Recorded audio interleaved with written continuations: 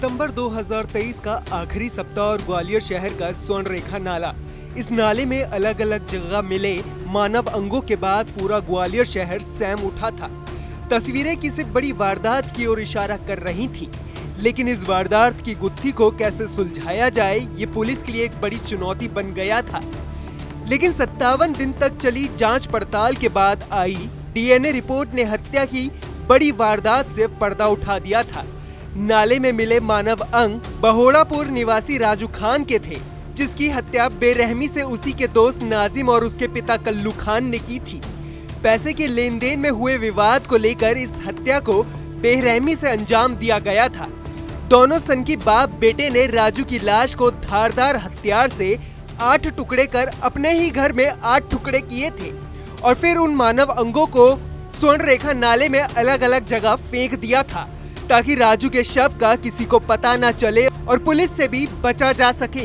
लेकिन गुनाहगार कितना भी शातिर क्यों ना हो, सबूत छोड़ ही देता है। इस मामले में भी कुछ ऐसा ही हुआ, जहां एक और राजू के पिता बहोड़ापुर थाने में उसकी गुमशुदगी की रिपोर्ट दर्ज करवाई, वहीं दूसरी ओर कल्लू खान अपनी पत्नी और बेटे नाजिम के साथ फरार हो गया। आखिरी बार राजू को नाजिम के साथ देखा गया था।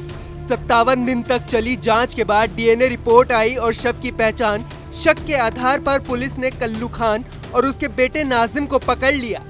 जब कड़ाई से पूछताछ की गई तो उन्होंने आखिरकार वारदात करने का कबूल भी कर लिया। बहोड़ापुर से घर से मिसिंग था और उसके बारे में जब पूरा चीज़ें कर रहे थे तो एक दिन ये सूचना मिली थी कि जनकगंज में कुछ बॉडी के पार्ट्स मिले हैं पास में नाले में, और जो आरोपी हैं जो अभी पकड़ गए हैं इनका यहाँ घर पे ही आना जाना उसका पता था लास्ट सीन।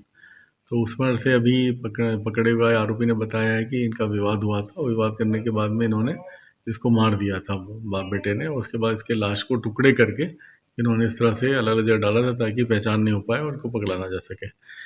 पूछताछ में दोनों आरोपी बाप बेटे ने पुलिस को बताया कि राजू खान से पैसे के लेन देन को लेकर झगड़ा हुआ था।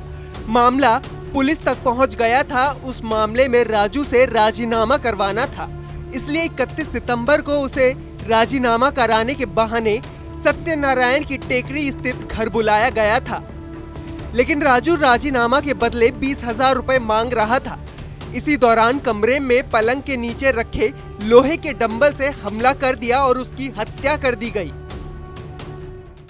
तो डीएनए में उनका कंफर्म हुआ है जो मिसिंग पर्सन है वही है, उसी की डेड बॉडी है। और अब फिलहाल आरोपी पकड़ाए हैं तो उनके द्वारा भी उनसे पूछताछ की जा रही है पीआर में लेके, और बाकी बॉडी के पार्ट्स और पूरे घटनाक्रम को जोड़ा जा रहा है। तो एक अच्छा मतलब इसमें डिटेक्शन अच्छा हो गया पुलिस का। ये बड़े नशा हत्याकांड किया है। दोनों एक ही समाज मुस्लिम समाज के हैं। ये बताते हैं कि कुछ पैसे का लेन देन का बात चल रही थी, उस पर से विवाद हो गया था और ये पैसे के लेन देन पर से इसने बुलाया था मृतक को, और उसके बाद जब मृतक आया तो इसके बाद इनका जब विवाद हुआ उस पर से इन्होंने मार। पुलिस ने क्राइम सीन रिक्रिएशन के लिए आरोपियों को वारदात वाली जगह ले जाया गया, जहां आरोपी की हत्या के बाद उसके शव टुकड़े किए गए। साथ ही नाले में जहां राजू के शव फेंके गए वहां पर भी ले जाया गया।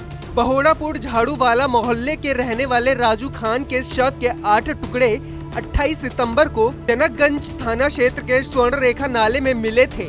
इसकी जानकारी लगते ही कल्लू खान अपनी पत्नी और बेटे नाजिम के साथ फरार हो गया था और इस दौरान वो अजमेर फिर आगरा में किराए के मकान में रहकर हत्याकांड में पुलिस की कार्रवाई निगरानी रखे हुए था। बहरहाल जनकगंज थाना पुलिस ने इस अंधे कत्ल की गुत्थी का पर्दाफाश करते हुए दोनों शातिर सनकी आरोपी बाप बेटे को गिरफ्तार कर लिया है और अब दोनों सलाखों के पीछे पहुंच गए हैं।